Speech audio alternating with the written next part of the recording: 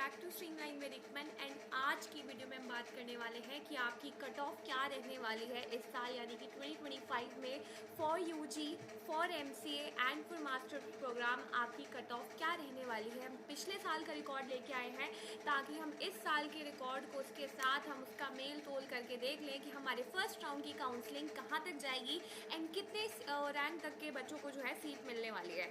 तो बात कर लेते हैं, इसमें हम जो है फीस स्ट्रक्चर की भी बात करने वाले हैं कि आपका फीस स्ट्रक्चर प्रोग्राम्स क्या रहने वाला है। तो सबसे पहले बात कर लेते हैं 2024 की काउंसलिंग के बारे में। तो बच्चों, जैसे मैंने आपको बताया था कि ये जो है आपका लास्ट टाइम कितनी कट ऑफ गई थी, जैसे कि मैंने आपको बताया हुआ था। I hope that this is visible to you, right. तो लास्ट ईयर का है, लास्ट ईयर यानी कि तुम्हारा 2024 का है। अब इसके अकॉर्डिंग चीज़ें को समझो कि तुम्हारी कट ऑफ कितनी जाएगी एंड कौन कौन बच्चे एलिजिबल होंगे। वो बच्चे जो ये सोच रहे हैं कि उनकी 2000, 3000, 4000, 5000 रैंक है तो क्या वो काउंसलिंग करवाएं। बच्चों, काउंसलिंग आप करवाओगे नहीं, अगर आप एलिजिबल हुए तभी आप काउंसलिंग करवा पाओगे, ठीक है। इस बात का मतलब समझो। अब ये कैसे होगा, लास्ट ईयर क्या था, ये तुम्हारे फर्स्ट राउंड की काउंसलिंग की कट ऑफ गई थी, यानी कि फर्स्ट राउंड की काउंसलिंग जो आपकी 25 के बाद शुरू होने वाली है। तो लास्ट ईयर जनरल में तुम्हारी 1 से लेके 1148, यानी कि वो बच्चे जो अनरिजर्व्ड कैटेगरी से हैं जिनकी रैंक 1148 के अंदर थी, वो सब ने जो है ऑनलाइन काउंसलिंग में पार्टिसिपेट किया था। उनको एक सेपरेट जो है मेल आया था, मुझे भी मेल आया था। I wasn't able to participate because I didn't had my domicile certificate. Moving ahead to CFF, यही children of freedom fighter and ये सब फालतू की चीज़ें हैं यहाँ पे। जो PH जो होते हैं यानी कि जो फिजिकली हैंडीकैप स्टूडेंट्स होते हैं उनकी बात हुई है यहाँ पे, ठीक है। मेरे कहने का मतलब ये नहीं है कि फालतू की चीज़, मेरे कहने का मतलब ये है कि जो अगर आप जनरल कैटेगरी से तो आपका इनसे कोई लेना देना नहीं है। You need not to see all these, ठीक है। एंड जो यूनिवर्सिटी के एम्प्लॉय के बच्चे होते हैं वो दे कम्स अंडर UEW, ठीक है। तो बात कर लेते हैं OBC की। तो OBC की कट ऑफ गई थी 1411 तक, यानी कि 1411 तक।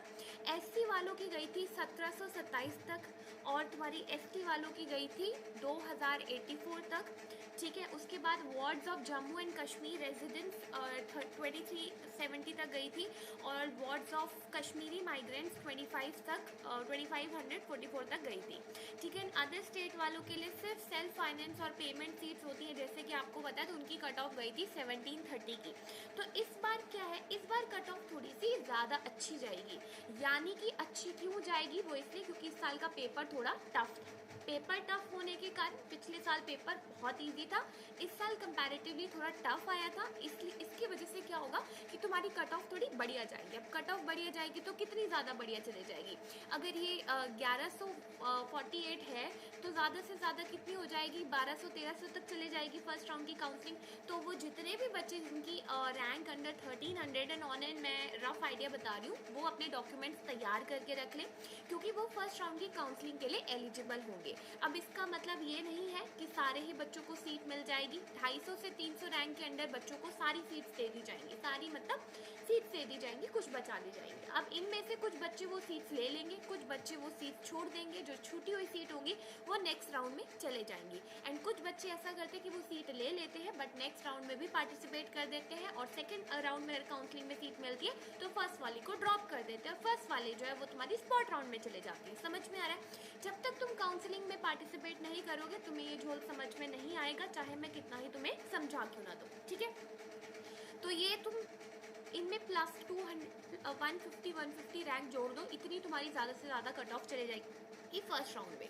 अब सेकेंड राउंड की कट ऑफ कितनी थी वो हम नेक्स्ट वीडियो में बात करेंगे। सेकेंड राउंड की बात जब होगी तब हम तब करेंगे। भी फर्स्ट राउंड की बात चल रही है तो फर्स्ट राउंड में इतने बच्चे जिनकी भी रैंक इतनी है वो इसको कृपया करके देख लें, या फिर इसके अगर रैंक के अंदर जितने भी बच्चे वो तो फॉर श्योर कर ही ले।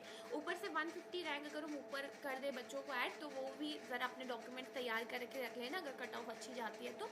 बाकी पेमेंट सीट या फिर सेल्फ फाइनेंस सीट यानी कि जो अदर स्टेट के स्टूडेंट्स हैं वो इतनी कट ऑफ तक पार्टिसिपेट कर सकते हैं, ठीक है। उनको एक मेल आ जाएगा, यानी कि अदर स्टेट के स्टूडेंट्स जो हैं वो 1800 तक जो है जिनकी रैंक है वो फर्स्ट काउंसलिंग में पार्टिसिपेट कर पाएंगे, ठीक है।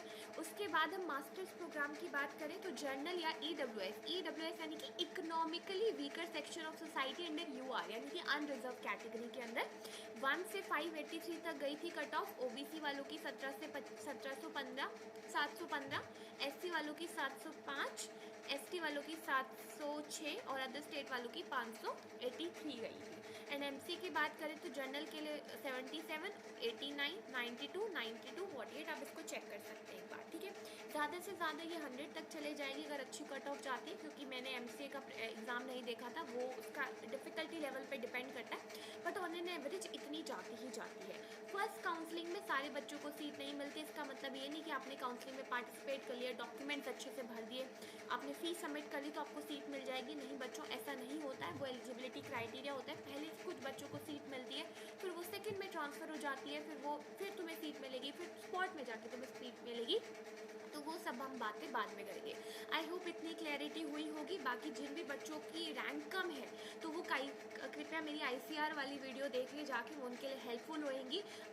एक और भी ऑल्टरनेटिव वे होता है जिससे कि आपको जो है CUET के स्कोर के बेसिस पे आपको सीट मिल सकती है। मेरे को पिछले साल नहीं पता था, तो आई वॉन्ट कि मेरे स्टूडेंट्स को पता हो, तो प्लीज़ उसको जाके एक बार देख लीजिए। अब फीस स्ट्रक्चर की बात कर लेते हैं, सेम रहता है। देखो BVSC की सीट की अगर हम बात करें, ठीक है, तो BVSC एंड एनिमल हस्बेंड्री की जो नॉर्मल फी स्ट्रक्चर होता है, यानी कि जो नॉर्मल सीट होती है जो उत्तराखंड के कैंडिडेट्स इसके लिए एलिजिबल है, दैट इज़ 1,24,000, ठीक है। फूड एडवांस यहाँ पे इन लोग को 40,000 देना पड़ता है, ठीक है। उसके बाद क्या होता है, इसमें ही आता है 40,000 भी इसी में आता है। ये टोटल फीस है कि पूरे एक साल में 1,24,000 रुपये देना है। अगर पेमेंट सीट हुई, पेमेंट सीट कौन लेता है, जिसकी रैंक कम होती है, उत्तराखंड वाले वो पेमेंट सीट भी ले सकते हैं। पेमेंट सीट लेंगे तो 5 लाख एक्स्ट्रा देना होगा, यानी कि 6,24,000 पर ईयर इन लोगों को देना होगा, ठीक है। वहीं अगर जो अदर स्टेट के स्टूडेंट होते हैं उन्हें पेड सीट ही मिलती है तो उनको 6,24,000 पर ईयर पे करना होता है, ठीक है। BSc AG fisheries, BSc community science, इन सब की अगर नॉर्मल सीट की बात करें तो फर्स्ट सेमेस्टर की फ़ीस जो थी वो थी 54,000 लगभग। इसी के अंदर तुम्हारा फूड एडवांस 20,000 जाता है, इसी के अंदर तुम्हारा फूड भी था। एंड सेकेंड सेमेस्टर की फ़ीस वो समथिंग इन 45 या 48 समथिंग थी, तो वही 1,10,000 अप्रॉक्सीमेटली तुम्हारी पर ईयर नॉर्मल सीट जाती है इन सब प्रोग्राम्स के लिए। बट अगर तुम पेमेंट सीट लेते हैं तो इस फीस के अलावा, यानी कि 1,10,000 के अलावा तुम्हें 1 लाख एक्स्ट्रा पे करना पड़ता है, ठीक है। उसके बाद बात कर लेते हैं तुम्हारे सेल्फ फाइनेंस प्रोग्राम की, BTech फूड टेक, BTech इन बायोटेक, ये तुम्हारे सेल्फ फाइनेंस फूड है। इनकी भी तुम्हारी 1,10,000 जो है वो तुम्हारी, यानी कि देखो 54,000 ये तुम्हारी मतलब पर एनम जो है तुम्हें 1 लाख पे करना होता है। उसके बिसाइड तुम्हें 1 लाख पे करना पड़ता है, यानी कि तुम्हारी 2 लाख सेल्फ फाइनेंस ही होती है, तो 2 लाख तुम मान के चलो कि तुम्हारी एक साल की फीस होगी अगर BTech इन बायोटेक या BTech इन फूड टेक लेते हो।